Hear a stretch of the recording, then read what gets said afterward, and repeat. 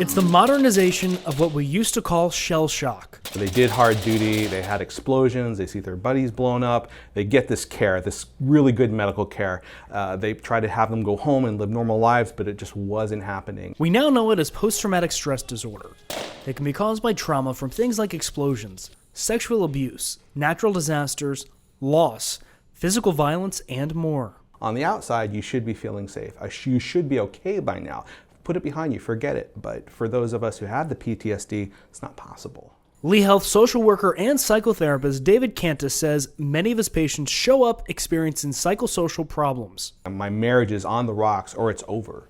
A lot of times there's addiction involved. A mixture of anxiety and depression is common. People may also experience avoidance, hyper-vigilance, and flashbacks. It's like he's seeing it over and over again, and it's happening to him, and he's seeing it, it's visual, it's incredibly disturbing. However, over the last few decades, there's been much more research into PTSD and how to treat it. Now, thankfully, we have evidence-informed, evidence-based treatments to actually do some healing in and around this, whereas before we didn't know what it was and we weren't able to treat it, and there was quite a lot of stigma around it. Not everyone who experiences trauma will have PTSD.